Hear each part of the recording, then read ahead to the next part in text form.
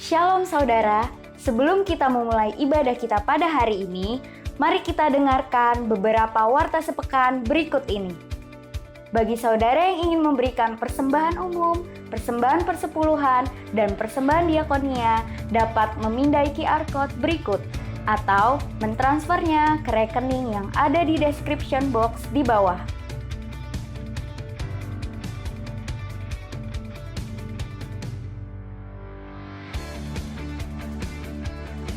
Jangan lupa subscribe YouTube channel GBI Blok M dan follow sosial media kami agar tidak ketinggalan seputar ibadah GBI Blok M. Yang terakhir, jangan lupa jaga kesehatan dan jangan keluar rumah jika tidak terlalu penting. Hormati hadirat Tuhan dan berikan sikap yang terbaik di hadapan Tuhan. Selamat beribadah, Tuhan Yesus memberkati. Mari sama-sama kita memperkatakan Pentakosta ketiga. Pentakosta ketiga artinya satu. Pentakosta ketiga adalah pencurahan Roh Kudus yang dahsyat di zaman now, melebihi yang terjadi di Asusastri. Dua, Pentakosta ketiga akan mengakibatkan penuaian jiwa yang terbesar dan yang terakhir sebelum Tuhan Yesus datang kembali. Tiga, Pentakosta ketiga akan membangkitkan generasi Yeremia, yaitu anak-anak muda yang dipenuhi Roh Kudus, cinta mati-matian kepada Tuhan Yesus, tidak kompromi terhadap dosa, dan akan bergerak untuk memenangkan jiwa. Empat, Pentakosta ketiga lahir di Indonesia yang bergerak ke bangsa-bangsa. Gerakan ini dari timur ke barat dan akan kembali ke Yerusalem. Lima, Pentakosta ketiga akan memberikan kuasa untuk menyelesaikan amanat agung. Dan setelah itu Tuhan Yesus datang kembali. Sorakan haleluya.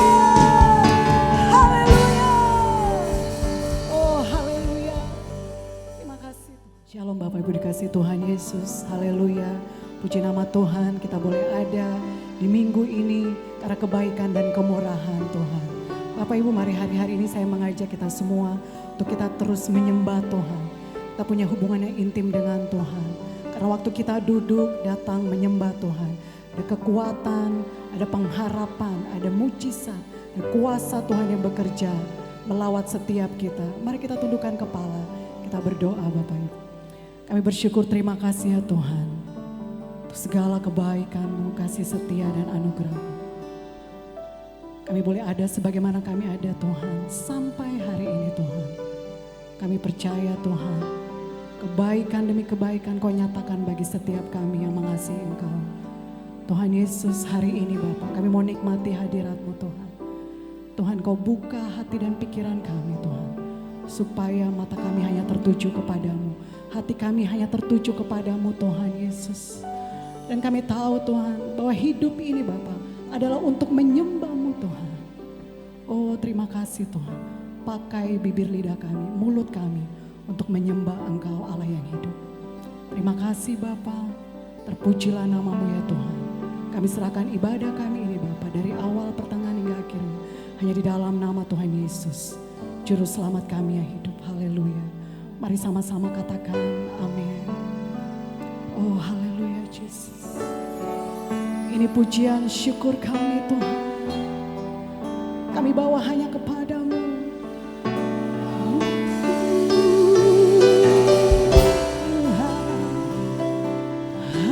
Haleluya. Pujian dan syukurku ku bawa padamu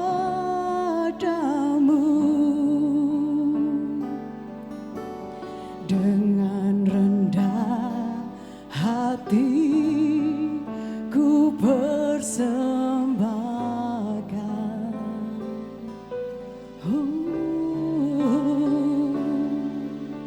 Sadar bila ku ada hanya karena anugerah, bukan karena kekuatanku. Mari angkat pujianmu di hadapan Tuhan. Sama-sama pujian dan syukur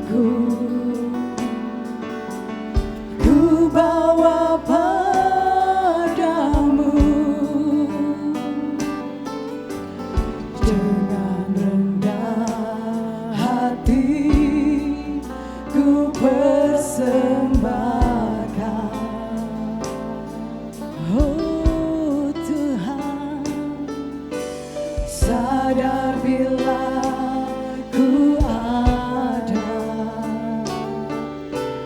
hanya karena anugerah, bukan karena kekuatanku.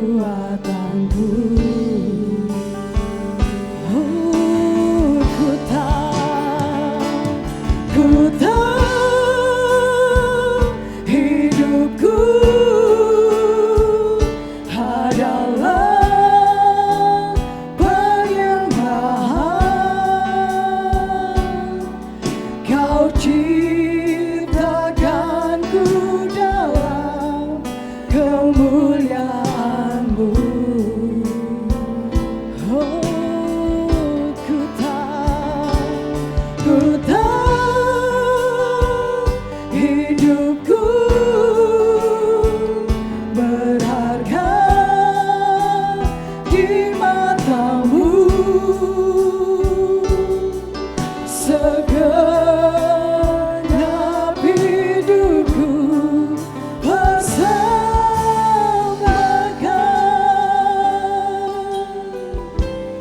Mari angkat suara, pujian dan syukurku ku bawa padamu. Dengan rendah hati ku persembahkan. Sadar ku ada, sadar bila ku ada hanya karena anugerah,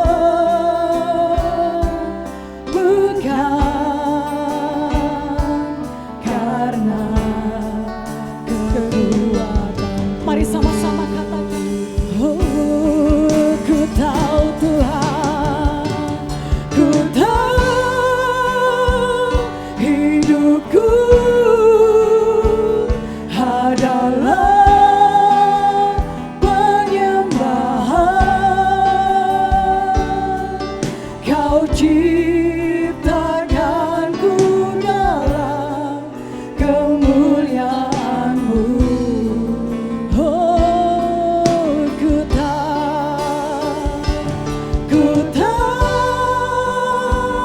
hidupku berharga di mata-Mu. Segenap hidupku persembahkan.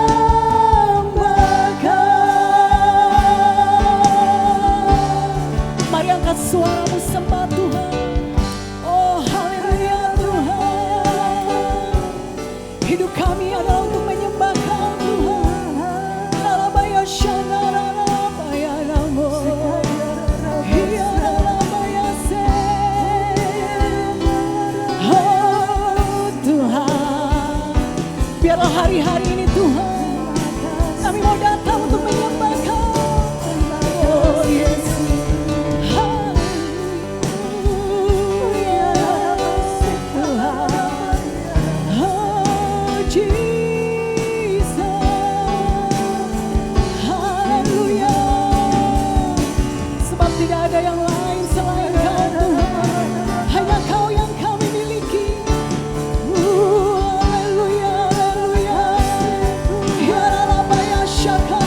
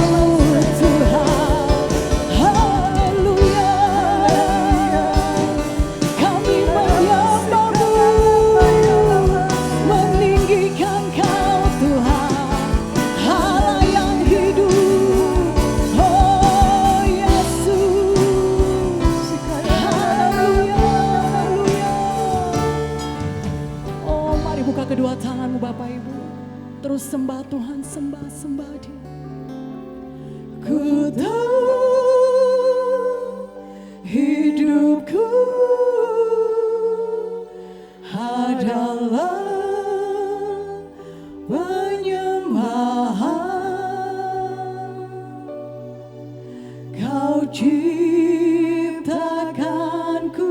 dalam kemuliaan-Mu. Yes, Lord Jesus. Ku tahu hidupku berharga di mata-Mu. Segenap hidupku persembahkan. Mari sekali lagi angkat suaramu, katakan, ku tahu. Biar penyembahan kami Tuhan naik tahta-Mu Tuhan. Kau melihat setiap kami Tuhan, hati yang hancur Tuhan. Kau ciptakanku dalam kemuliaan-Mu.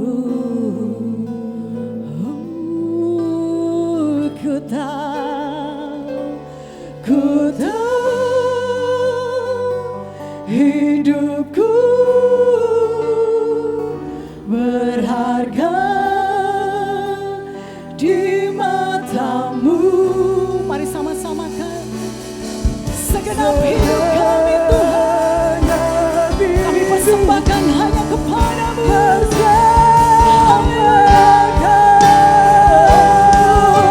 Ku tahu Tuhan, ku tahu hidupku adalah penyembahan. Kau ciptakanku dalam kemuliaan-Mu. Oh, ku tahu hidupku berharga di mata-Mu. Segenap hidupku persembahkan.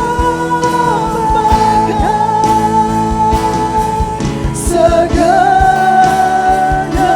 hidupku persembahkan.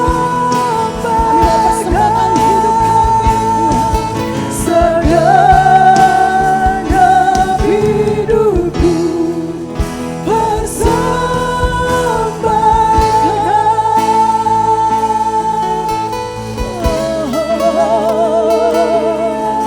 Haleluya,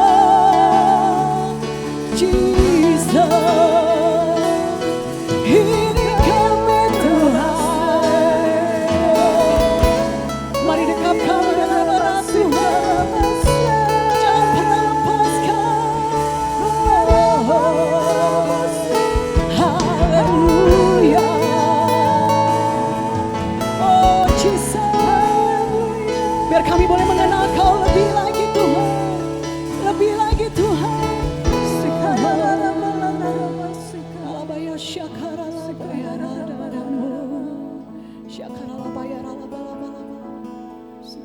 Oh, haleluya Jesus.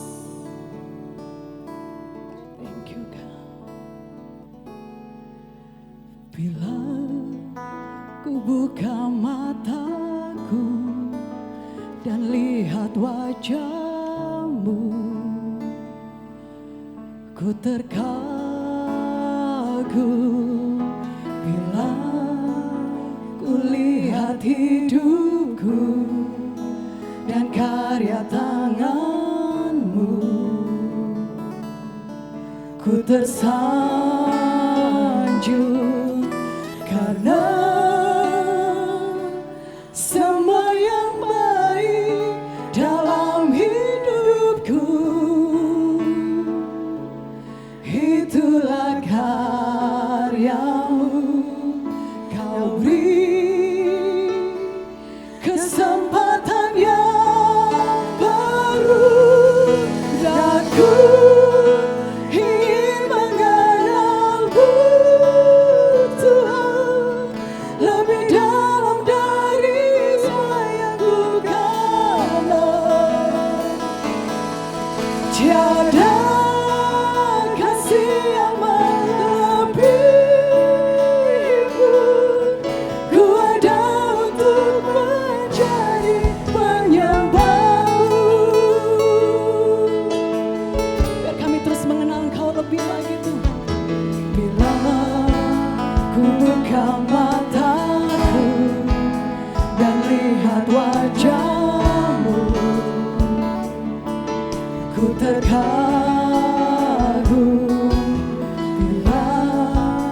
kulihat hidupku dan karya tanganmu,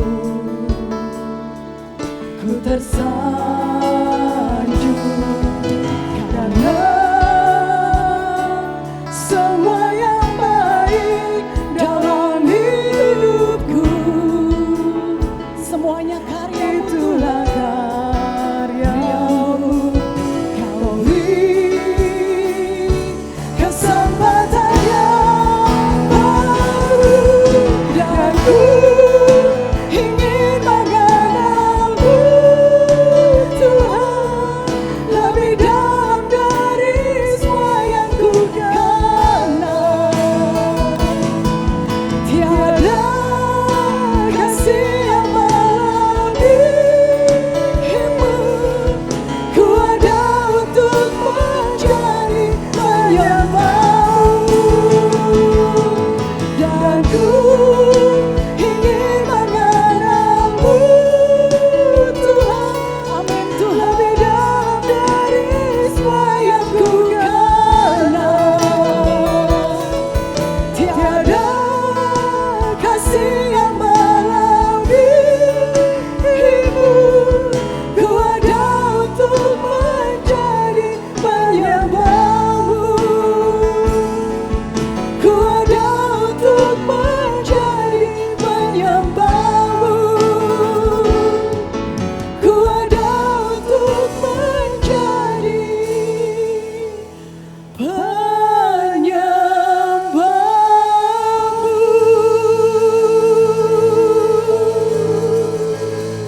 Haleluya. Oh haleluya Tuhan. Kami percaya Tuhan kami ada untuk kami terus menyembah Engkau Allah yang hidup. Tuhan kami tahu Tuhan Yesus hari ini kami pasti melihat mujizat-Mu terjadi atas hidup kami Tuhan. Sesuatu yang tidak pernah kami lihat, tidak pernah kami dengar, bahkan yang tidak timbul dalam hati Tuhan sudah sediakan hari ini dan kami menerimanya dalam nama Tuhan Yesus. Terima kasih Tuhan, kami mau bersorak bagi nama-Mu Tuhan, memuji Engkau Bapa. Terima kasih, terpujilah nama-Mu ya Tuhan. Di dalam nama Tuhan Yesus yang siap memuji Tuhan, mari sama-sama katakan amin. Haleluya. Di tengah-tengah situasi yang sulit saat ini, kita diajarkan untuk memperkatakan hal-hal yang baik, kata-kata yang menguatkan. Mari sama-sama katakan dengan saya. Bagi Tuhan tidak ada yang mustahil. 2, 3. Bagi Tuhan tidak ada yang mustahil. Haleluya. Woo. To you I can do anything, I can do all things, 'cause you give me strength. Nothing is impossible to you, blinds are not open, strongholds are broken, I will be perfect.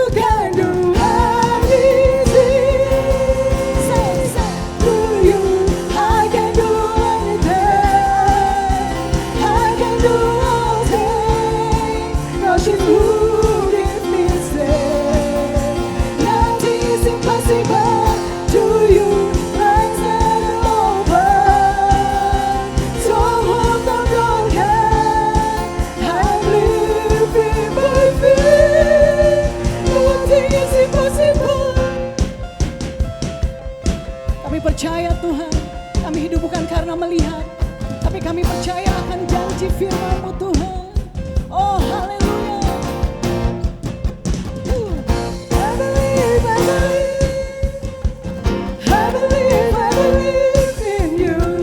I believe, I believe, I believe, I believe in you. Sungguh-sungguh katakan, I believe, I believe, I believe, I believe in you.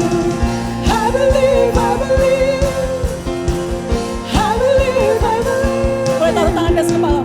To you, I can do anything. I can do all things. God is who give me strength.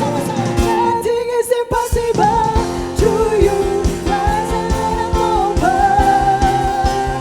So hearts are broken. I live in my fear. Nothing is impossible.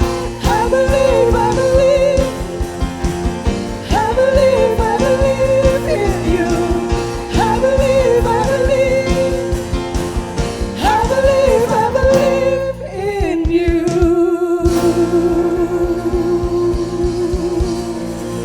Haleluya. Oh haleluya Tuhan. Dan biar setiap firman-Mu terjadi melalui perkataan setiap kami ya Tuhan. Kami hidup bukan karena kami melihat, namun kami percaya Tuhan Yesus. Terima kasih Bapa. Ini pujian kami ya Tuhan, kami siap mendengarkan kebenaran firman-Mu Tuhan. Dan Engkaulah Tuhan pengharapan bagi setiap kami. Mari kita angkat pujian ini di hadapan Tuhan. Oh haleluya. Tuhan Kaulah pengharapanku. Ku percaya hanya kepadamu, Yesus Allah perlindunganku. Engkau yang selalu ku puji. Mulutku penuh dengan pujian kepadamu ya Yesus Tuhan. Sepanjang hari ku beri penghormatan kepadamu ya Allahku. Oh haleluya. Tuhan Kaulah pengharapanku. Ku percaya hanya kepadamu, Yesus Allah perlindunganku. Engkau yang selalu ku. Mari angkat suaramu, katakan mulutku penuh dengan pujian kepadamu ya Yesus Tuhan. Sepanjang hari ku beri penghormatan kepadamu ya Allahku. Mari sekali lagi dengan sungguh-sungguh katakan, mulutku penuh dengan pujian kepadamu ya Yesus Tuhan.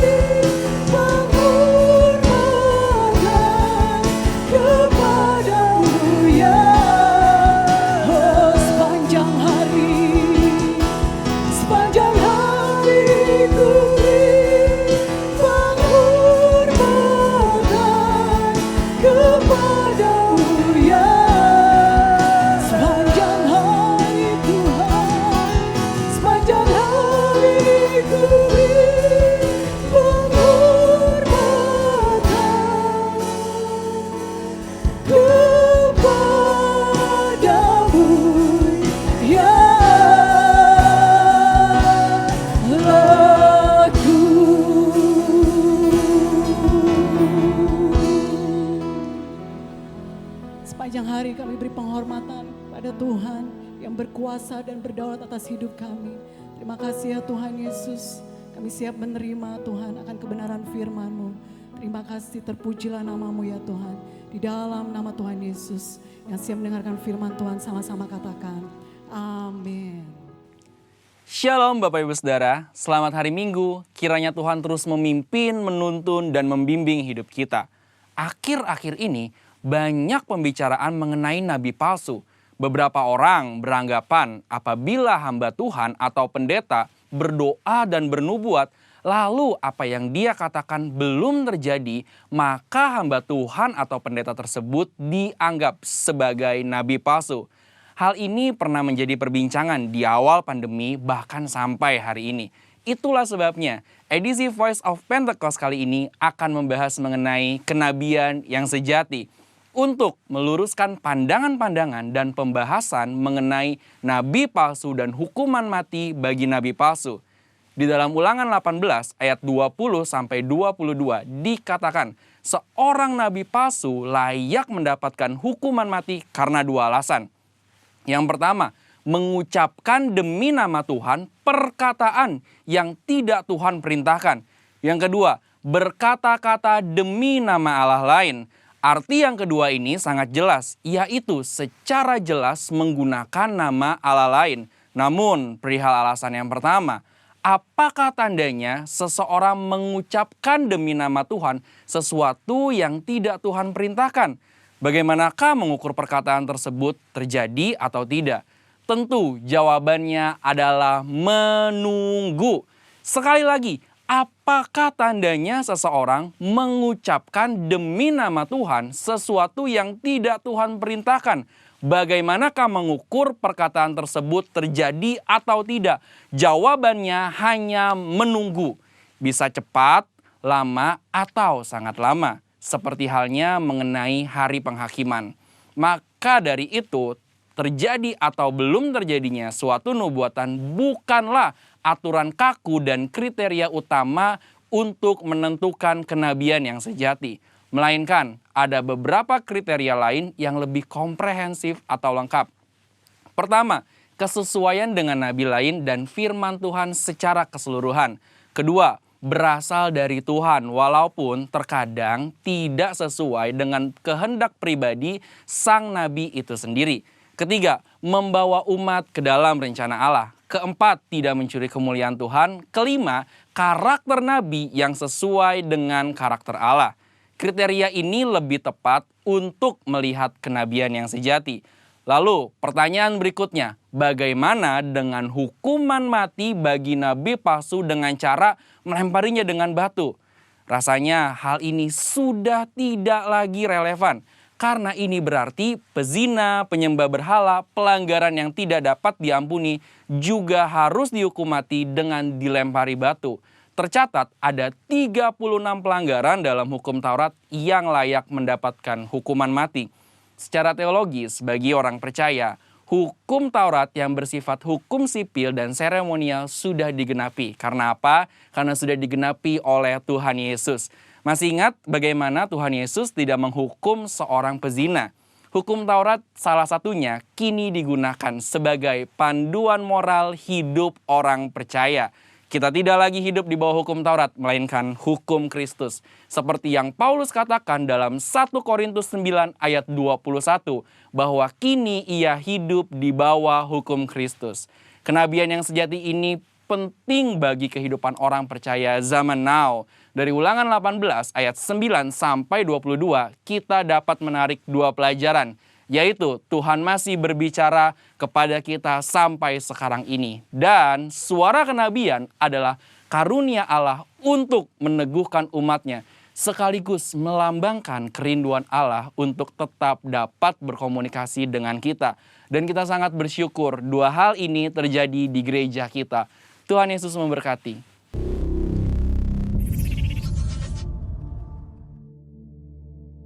Shalom Bapak Ibu Saudara yang dikasih Tuhan, kita bertemu kembali di dalam ibadah online. Baik, sebelum kita memulai kita akan berdoa terlebih dahulu. Bapa di surga yang kami sembah di dalam nama Tuhan Yesus, Terima kasih buat hari ini Tuhan, kalau kami boleh berkumpul di dalam ibadah online hari ini. Kami percaya ada berkat Tuhan yang telah Tuhan sediakan bagi kami. Oleh karena itu Tuhan, lewat firman-Mu kami percaya ada sesuatu pesan yang Tuhan boleh sampaikan kepada setiap kami. Sehingga ketika kami boleh mendengarkan firman Tuhan, iman kami boleh dibangkitkan. Biar Tuhan, kami mau belajar hari ini, urapi telinga kami, hati kami Tuhan. Terima kasih Tuhan Yesus, terima kasih. Dalam nama Yesus, haleluya, amin. Nah Bapak Ibu Saudara yang dikasih Tuhan, shalom semuanya. Apa kabar? Saya percaya bahwa saudara di dalam keadaan baik, sehat senantiasa selalu. Baik, hari ini kita akan bersharing firman Tuhan, kita akan belajar bagaimana kehidupan rohani kita di dalam Tuhan. Ya, kita akan membahas tentang bertumbuh di dalam Kristus. Nah, untuk mempersingkat waktu, mari kita buka di dalam Efesus 4 ayat 13 sampai dengan 15. Efesus 4 ayat 13 sampai dengan 15. Saya bacakan untuk Bapak Ibu Saudara di rumah. Efesus 4 ayat 13 sampai dengan 15. Sampai kita semua telah mencapai kesatuan iman dan pengetahuan yang benar tentang anak Allah, kedewasaan penuh dan tingkat pertumbuhan yang sesuai dengan kepenuhan Kristus. Sehingga kita bukan lagi anak-anak yang diombang-ambingkan oleh rupa-rupa angin pengajaran, oleh permainan palsu manusia dalam kelicikan mereka yang menyesatkan. Ayat 15, tetapi dengan teguh berpegang kepada kebenaran di dalam kasih kita, bertumbuh di dalam segala hal ke arah Dia, Kristus yang adalah kepala. Nah Bapak Ibu Saudara, kalau kita lihat banyak orang Kristen berpendapat begini saudara. Asal saya percaya, saya dibaptis, cukuplah sudah. Untuk ikut persekutuan, untuk memberitakan Injil, untuk merenungkan Alkitab, itu tugas pendeta. Saya kan cuma jemaat. Nah tentu pendapat itu adalah pendapat yang salah ya saudara. Nah ketika kita diselamatkan, Allah, Tuhan tentu punya rencana bagi hidup kita. Jelas kalau kita lihat di dalam Efesus 2 ayat 10, ya kita buka Efesus 2 ayat 10. Di situ dikatakan begini, karena kita ini buatan Allah, garis bawahi, karena kita ini buatan Allah, diciptakan dalam Kristus Yesus untuk melakukan pekerjaan baik yang dipersiapkan Allah sebelumnya. Ia mau supaya kita hidup di dalamnya. Nah jelas firman Tuhan di dalam Efesus 2 ayat 10 dikatakan kita adalah buatan Allah. Ya ketika kita terima kasih anugerah keselamatan, maka kita adalah ciptaan yang baru, yang lama sudah berlalu. Artinya kita diciptakan menjadi manusia yang baru di dalam Yesus Kristus. Untuk apa? Jadi Tuhan punya tujuan bukan hanya sekedar kita diselamatkan, kita masuk surga, tetapi Dia juga mempunyai satu tujuan untuk hidup kita. Untuk apa? Yaitu jelas untuk melakukan pekerjaan yang baik. Jadi pekerjaan yang baik seperti apa? Yaitu pekerjaan yang baik yang sudah Tuhan rancangkan, yang Tuhan sudah persiapkan. Dikatakan di Efesus 2 ayat 10 tadi dikatakan dipersiapkan Allah sebelumnya. Jadi sebelumnya Tuhan sudah siapkan untuk setiap kita, orang yang percaya, ya. Jadi kita menjadi mitra Tuhan di sini, ya. Jadi Tuhan inginkan supaya hidup kita ini hidup di dalamnya. Ketika kita mau jadi mitranya Tuhan, tentu kita harus hidup di dalamnya, ya. Di dalam Efesus 2 ayat 10 tadi dikatakan Ia mau supaya kita hidup di dalamnya.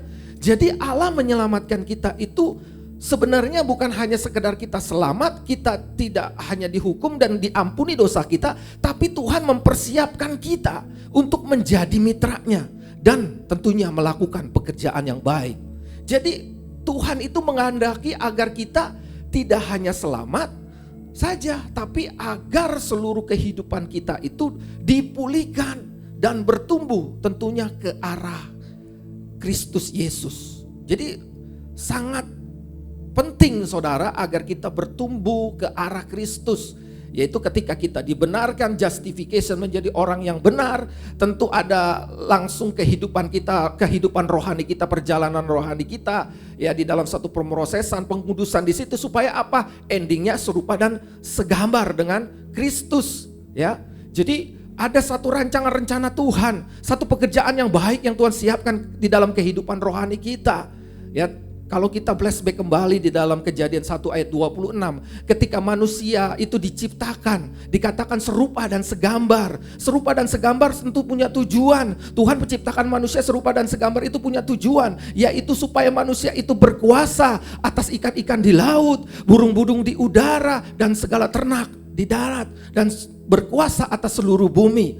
Maka diciptakan manusia serupa dan segambar. Nah, tetapi karena akibat dosa, jatuh di dalam dosa, gambaran Tuhan rusak akibat dosa, kemuliaan Tuhan rusak, ya. Jadi citranya Tuhan udah nggak ada lagi di gambaran manusia, sehingga manusia itu gambarannya rusak, kemuliaan Tuhan sudah tidak ada pada manusia tersebut. Nah, Tuhan datang untuk memberikan solusi kehidupan, yaitu begitu besar kasih Allah kepada dunia, maka dikaruniakan anak yang tunggal, yaitu Yesus, supaya apa? Kita tidak binasa, melainkan peroleh hidup yang kekal. Tuhan angkat kita ya dari jerat dosa, dari hukuman dosa, kita diselamatkan, kita memperoleh hidup yang kekal. Dan tentu bukan sekedar kita diselamatkan, tetapi tujuan Tuhan yaitu supaya kita kembali serupa dan segambar tadi. Yaitu tujuan Tuhan awal, bahwa manusia diciptakan serupa dan segambar, sehingga ketika kita diselamatkan oleh Tuhan Yesus, kita menjadi orang yang benar. Maka tujuan Tuhan adalah supaya kita serupa dan segambar di dalam kehidupan rohani kita, sehingga rancangan rencana Tuhan bahwa serupa dan segambar, maka manusia itu ketika serupa dan segambar, maka dia akan berkuasa atas seluruh bumi ini. Nah, Bapak Ibu Saudara, jadi serupa dan segambar, kedewasaan pertumbuhan itu bukan keinginan kita, tapi keinginan Tuhan. Jadi satu hal yang sangat penting untuk kita bertumbuh di dalam Yesus Kristus. Kita memiliki karakter seperti Kristus, yaitu serupa dan segambar dengan Tuhan. Nah, karakter tentu adalah sikap kita dalam hidup sehari-hari, ya. Saat kita bergaul, ya, dimanapun kita berada, kita bergaul dengan baik dengan keluarga, kita bergaul dengan orang lain, kita bergaul di lingkungan tetangga, gereja mungkin, di tempat kerja, sekolah atau kuliah, dan juga di dalam masyarakat. Tentunya karakter Kristus harus terpancar di dalam kehidupan kita. Apa sih karakter Kristus yang harus terpancar? Yaitu kasih, saudara. Kasih, rendah hati, ada pengampunan, ada kemurahan, berkorban, hidup kudus, dan juga bertanggung jawab. Nah, tentu disertai buah roh, yaitu kasih, sukacita, damai sejahtera, kesabaran, kemurahan, kebaikan, kesetiaan, kelemah lembutan, dan juga tentunya penguasaan diri. Itu jelas di dalam Galatia 5 ayat 22 dan sampai dengan 23. Jadi Tuhan memilih kita bukan sekedar agar kita masuk surga saja, tapi Dia juga ingin kita bertumbuh di dalam segala hal di dalam hidup kita, tentunya ke arah Yesus, ke arah Kristus, menjadi Kristen dewasa yang teguh memegang kebenaran, yang teguh di dalam situasi dan kehidupan yang kita alami. Tentu kita berpegang setia di dalam Tuhan, tentunya apapun yang terjadi dalam hidup kita, ketika kita menjadi dewasa, kita tahu, kita percaya bahwa Tuhan selalu ada dalam hidup kita. Dia tidak pernah meninggalkan kita. Nah, saudara, jadi betapa penting kita mengerti di sini dan memahami tentang kedewasaan, tentang pertumbuhan rohani. Kedewasaan rohani itu tentu adalah kebutuhan gereja pada akhir zaman seperti ini, saudara. Jadi Tuhan inginkan kita dituntut untuk menjadi dewasa, karena hanya orang dewasa yang akan menjadi mempelai Kristus. Saudara ingat bahwa kita hari-hari ini adalah hari-hari penantian, ya, kita menantikan kedatangan Tuhan yang kedua kali. Hanya orang-orang yang dewasa, hanya mempelai Kristus yang akan diangkat, yang dijemput oleh Tuhan Yesus tentunya. Ingat saudara, 5 gadis bodoh dan 5 gadis bijaksana, ya. Itu semua gambaran dari orang Kristen, orang percaya. Tapi kita lihat bahwa 5 gadis bodoh, dia tidak mempunyai cadangan minyak. Karena apa? Ya karena kehidupan, ya, dia tidak mencadangkan di dalam kehidupannya sesuatu, yaitu hidup yang dipenuhi dengan kasih Tuhan, dipenuhi dengan kuasa Roh Kudus yang nuntun, yang memimpin, ya, sehingga selalu disibukkan dengan kegiatan-kegiatan, ya itu gambarannya seperti itu. Kegiatan-kegiatan yang melupakan akan kasih Tuhan, melupakan apa yang menjadi bagian kita menjadi orang percaya, yaitu supaya kita senantiasa selalu berjalan di dalam kebenaran. Nah, ketika Tuhan datang, maka terlambat sudah, ya saudara ya. Jadi proyek besar yang dipercayakan kepada orang-orang dewasa, Tuhan tentu ingin mempercayakan sesuatu yang besar, ya. Tadi dikatakan bahwa kita akan melakukan pekerjaan-pekerjaan yang baik yang sudah disiapkan Tuhan. Jadi Tuhan itu mencari anak-anaknya yang dewasa, sebab Tuhan ingin mempercayakan pekerjaan yang besar, ya. Pekerjaan besar itu tidak mungkin dipercayakan kepada anak-anak kecil, apalagi bayi, ya, bayi rohani. Jadi proyek-proyek besar yang hanya dipercayakan kepada orang besar dan yang cakap untuk mengerjakannya. Jadi sekali lagi, betapa penting untuk kita mengerti, untuk kita memahami tentang kedewasaan rohani. Ya, kedewasaan rohani, jadi sekali lagi bukanlah keinginan siapapun, tapi itu adalah keinginan Tuhan sendiri yang menginginkan supaya kita di dalam iman kita, di dalam satu pertumbuhan rohani kita ada pertumbuhan, ya. Dari pertama kita kenal Tuhan, ya kita dibenarkan bayi rohani, tentu di dalam perjalanan rohani kita meningkat menjadi anak-anak rohani, lalu meningkat menjadi dewasa rohani. Nah, itu yang Tuhan kehendaki. Nah, kalau kita lihat tadi di dalam Efesus 4 ayat 13 yang kita baca di awal tadi, dikatakan bahwa Efesus 4 ayat 13 di situ dikatakan kan, sampai kita semua telah mencapai kesatuan iman. Sampai kita semua, berarti bukan satu orang, dua orang, tapi kita semua. Siapa kita semua itu? Yaitu tentu adalah orang percaya, orang yang sudah hidupnya diberikan kehidupan keselamatan oleh Tuhan, ya. Jadi kita semua sebagai orang percaya, untuk apa? Hal yang pertama adalah untuk kita mencapai kesatuan iman, supaya iman kita bertumbuh terus, tidak hanya dari dulu sekarang sampai selama-lama tidak berubah, tidak. Iman itu harus pertumbuhan, ada satu perubahan, ya. Dan juga pengetahuan yang benar tentang Allah. Di dalam kehidupan perjalanan rohani kita itu kita lebih, ya, mengetahui siapa Tuhan yang kita sembah itu, siapa Tuhan yang hidup itu yang kita sembah itu, yaitu Yesus Kristus, supaya kita lebih mengenal Dia. Artinya genosko di situ, artinya kita hidup intim dengan Tuhan. Kita memiliki kehidupan yang lewat doa, pujian, penyembahan, kehidupan yang intim dengan Tuhan, sehingga kita mengenal siapa Tuhan kita yang kita sembah. Tentu berikutnya kalau kita lihat lagi, tentu dipenuhi dengan kedewasaan penuh di situ. Dan terakhir adalah tingkat pertumbuhan yang sesuai dengan pertumbuhan Kristus. Jadi kalau iman kita hidup, maka tentunya kerohanian kita juga hidup, saudara. Ukurannya hanya satu, yaitu ketika kita dewasa, semakin hari semakin dewasa, semakin bertumbuh, semakin meningkat, tidak stagnan atau bahkan menyusut, saudara. Jadi mari kita cek, saudara, kerohanian kita masing-masing. Apalagi di dalam kehidupan sekarang ini, ya saudara, segala sesuatunya dibatasi, ya. Di dalam masa pandemi ini, ya, apakah di dalam keterbatasan kita hari-hari ini, ya, untuk kita bekerja kita dibatasi, untuk kita beribadah dibatasi, segala keterbatasan itu, apakah rohani kita meningkat atau menurun? Mari kita cek kerohanian kita masing-masing, ya. Jadi progres pertumbuhan rohani kita sendiri kita lihat, ya. Orang lain mungkin bisa menilai, ya, tapi kita sendirilah yang lebih objektif untuk menilai pertumbuhan rohani kita. Jadi bukti adanya kehidupan rohani adalah ketika kita bertumbuh menjadi dewasa rohani. Jadi jangan sampai kita stagnan di situ. Ya, sesungguhnya Tuhan ingin terus ada satu pertumbuhan, ada kehidupan rohani yang terus berjalan. Nah, kalau kita lihat bahwa ciri-ciri orang bayi rohani, saudara, kalau kita mau cek nih kehidupan kita, cek aja. Kalau bayi rohani biasanya dia itu tipenya selalu meminta, saudara. Ya, kalau bayi rohani itu biasanya tipenya selalu meminta, menuntut. Ketika permintaannya tidak dikabulkan, ngambek, saudara, baper gitu. Menuntut, kalau tuntutannya tidak dikabulkan juga marah begitu. Jadi selalu meminta dan menuntut kalau bayi rohani. Tidak punya mental untuk menjadi berkat, maunya diberkati terus gitu. Ya, jadi tunggu berkat, tunggu selalu meminta dan memohon dan menuntut senantiasa selalu. Dan juga kalau bayi rohani itu statis, saudara. Statis artinya tidak ada kemajuan. Ya, artinya dari dulu begitu-begitu saja. Ya doanya begitu-begitu saja. Ketaatannya ya begitu-begitu saja. Tidak bertumbuh, malahan berkurang. Ya, sesungguhnya tidak ada yang statis sebenarnya.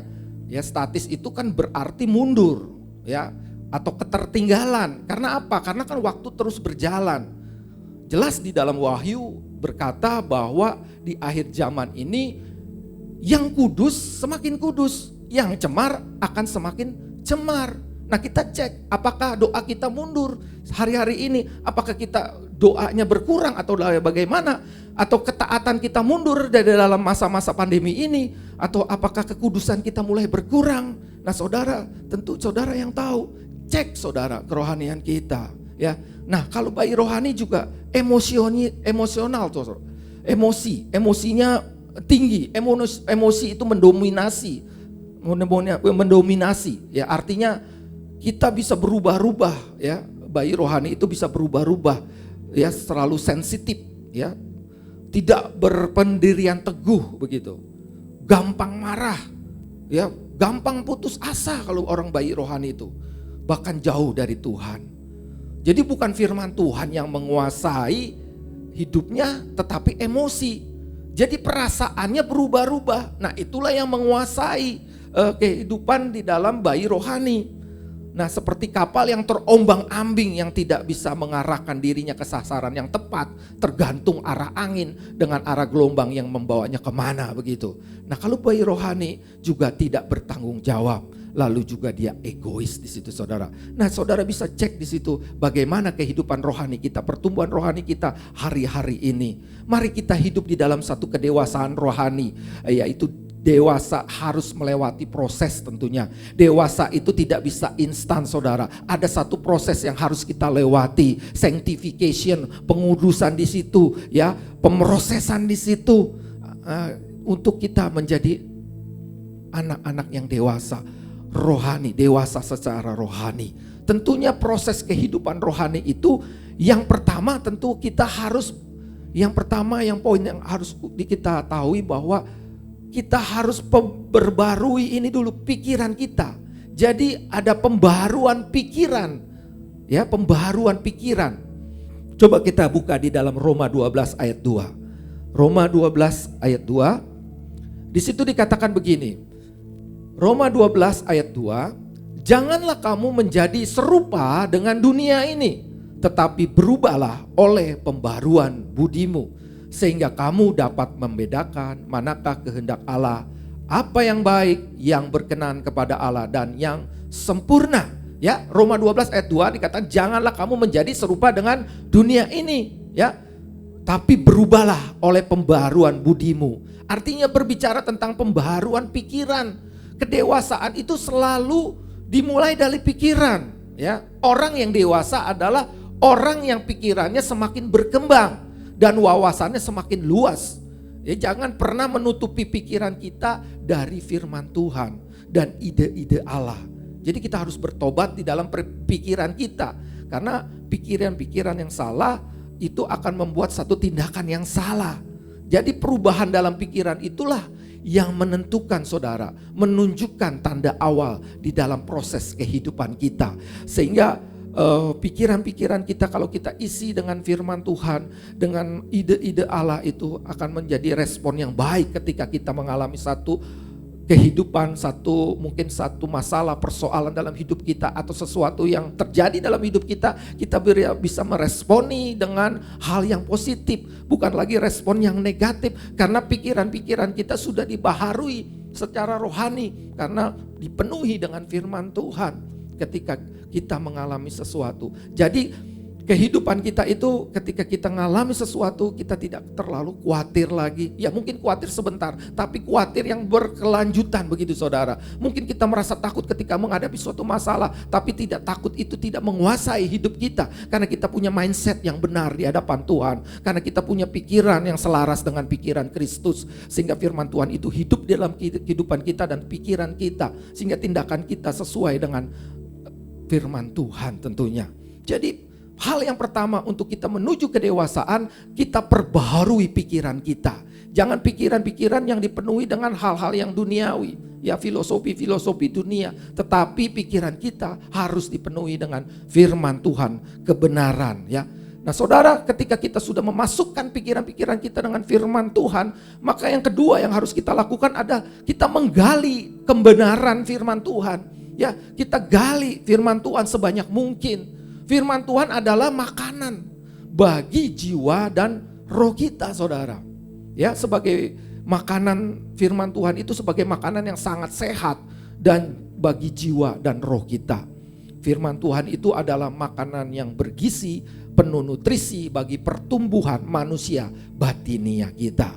Jadi kita gali kebenaran firman Tuhan, sehingga kita gali firman Tuhan, kebenaran firman Tuhan, kita lebih mengenal siapa pribadi yang kita sembah itu, yaitu Yesus Kristus. Tentunya kita lebih lagi dan lebih lagi. Ya, jadi menggali itu ada satu bagian kita yang kita lakukan. Ya, bagian kita adalah mencari kebenaran firman Tuhan. Ya, tentunya diaplikasikan nanti di dalam kehidupan kita. Nah, setelah kita mencari, menggali kebenaran firman Tuhan, terus kita mengejar ya kedewasaan rohani itu, jangan sampai stuck sampai di situ, tapi terus mengejar apa? Yaitu kepenuhan Kristus tentunya. Jadi kedewasaan rohani itu harus dikejar, ya. Jadi kejar itu kan berarti berusaha, saudara. Ya, kejar berarti harus capek. Kejar itu harus punya usaha begitu. Jadi kejar kepenuhan Kristus itu untuk kita bertumbuh di dalam kedewasaan rohani kita. Jadi biarlah kepenuhan Kristus itu memenuhi kita.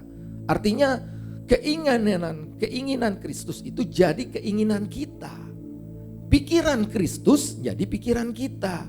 Perasaan Kristus menjadi perasaan kita. Artinya begini, Kristus memenuhi hidup kita. Ya.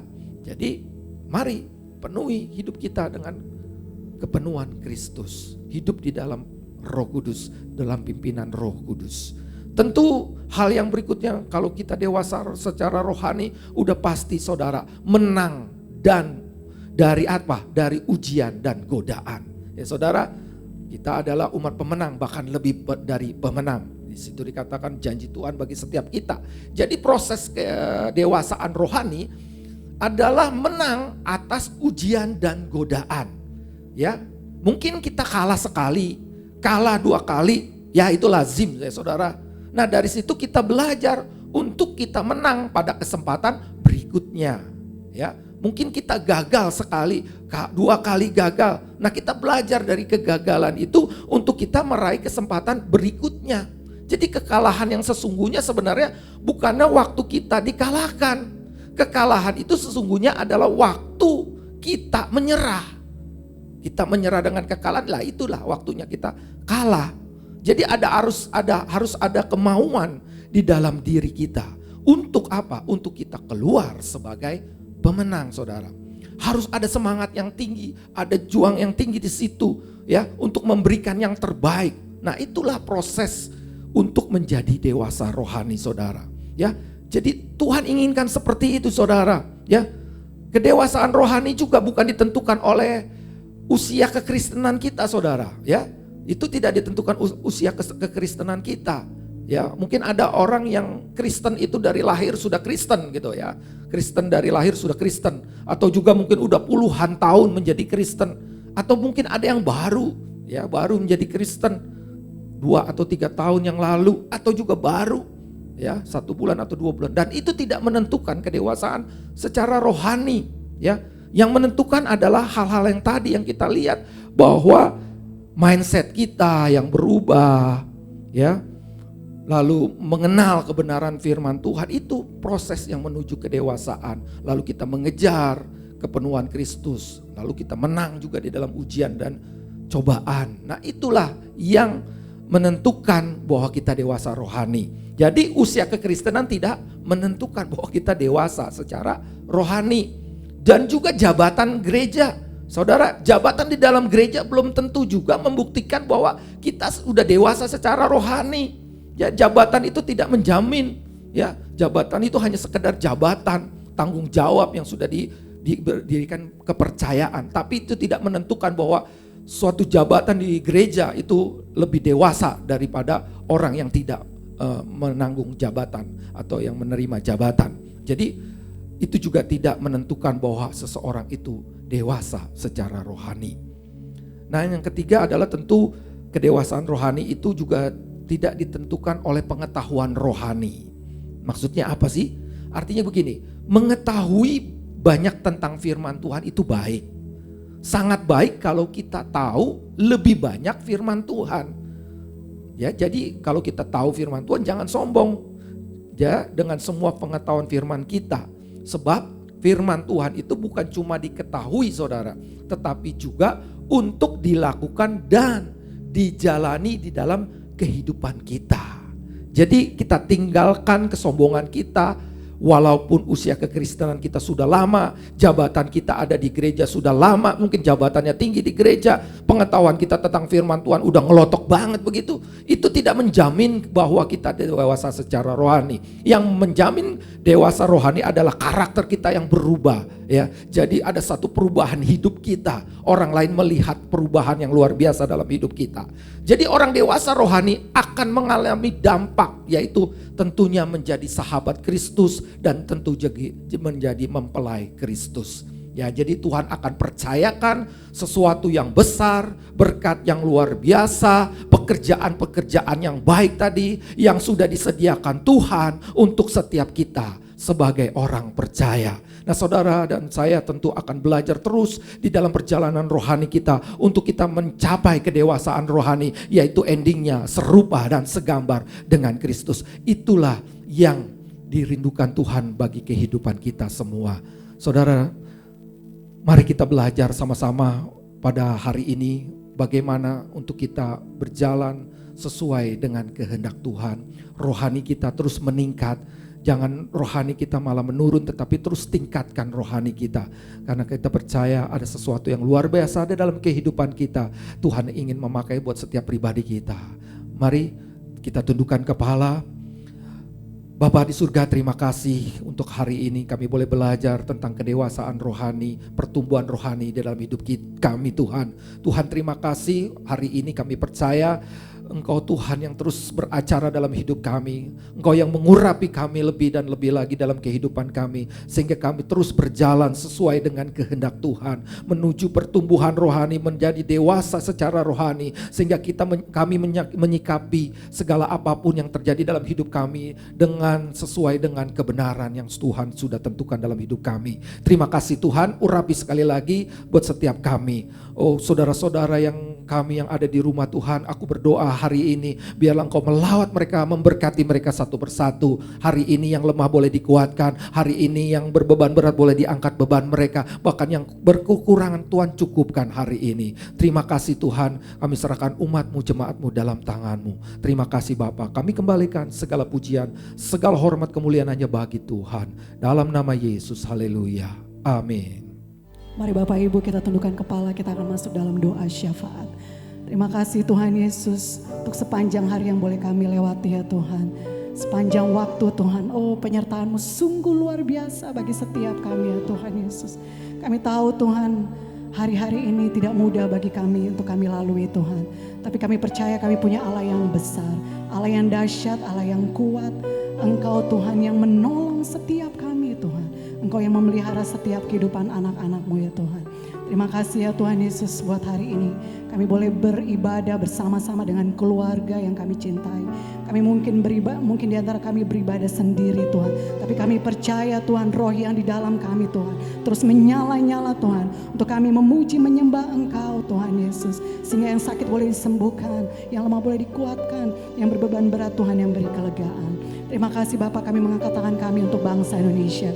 Tuhan, Kau memberkati bangsa ini ya Tuhan. Engkau yang melawat bangsa ini ya Tuhan.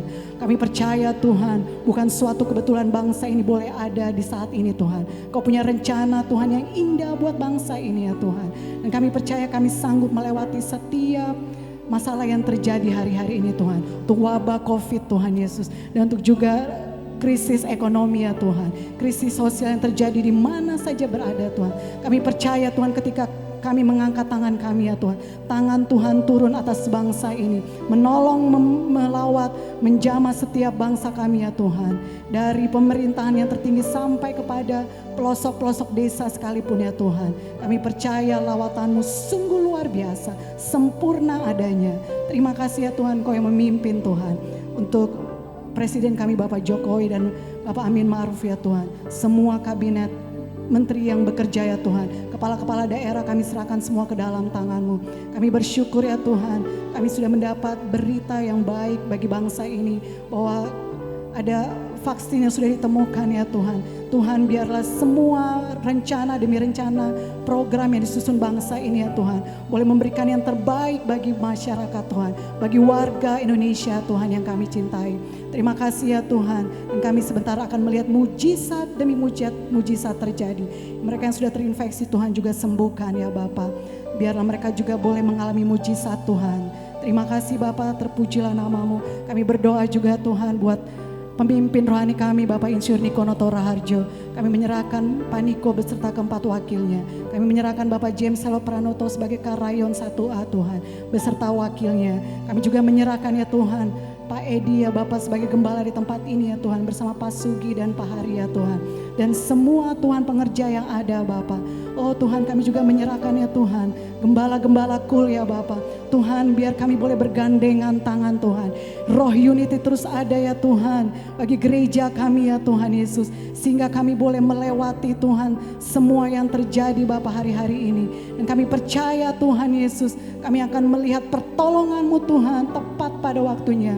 Bagi umat-Mu yang mengasihi-Mu ya Tuhan. Bagi gereja ini ya Tuhan. Walaupun kami beribadah secara online Tuhan, tetapi roh kami tetap terus menyala-nyala di dalam Engkau ya Tuhan. Untuk kami Tuhan memberitakan kabar baik Tuhan, di mana saja kami berada. Terima kasih Tuhan Yesus, terima kasih Bapa. Kami juga menyerahkan umat-Mu Tuhan, GBI Blok M ya Tuhan. Tuhan yang sakit Tuhan sembuhkan, yang lemah Tuhan kuatkan, yang punya masalah Tuhan beri jalan keluar.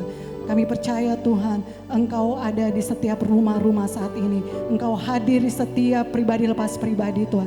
Memberikan kekuatan dan pengharapan bagi setiap kami ya Bapa. Terima kasih ya Tuhan Yesus. Tuhan biarlah kami terus Bapa rindu Tuhan untuk kami masuk dalam hadirat, memuji menyembah Engkau Tuhan. Dan kami terus memperkatakan perkataan-perkataan yang baik, yang membangun, yang memberkati setiap mereka yang mendengarkan. Terima kasih Bapa, terpujilah nama-Mu Tuhan. Ini doa dan permohonan kami Bapa. Kami serahkan semuanya ke dalam tangan-Mu. Di dalam nama Tuhan Yesus kami sudah berdoa dan mengucap syukur. Haleluya, sama-sama katakan amin. Mari saudara-saudara, kita angkat tangan kita bersama-sama, kita siapkan hati untuk terima berkat daripada Tuhan. Berkat kasih karunia melimpah dari Allah Bapa di dalam Anak yang tunggal yaitu Yesus Kristus. Pertolongan, penghiburan, persekutuan yang manis dari Allah Roh Kudus menyertai kehidupan saudara-saudara sekalian. Mulai saat ini sampai Maranatha, Yesus menjemput kita di awan-awan permai, bahkan kekal selama-lamanya. Mari kita yang percaya diberkati, kita boleh katakan amin. Puji nama Tuhan, Tuhan berkati saudara-saudara. Haleluya.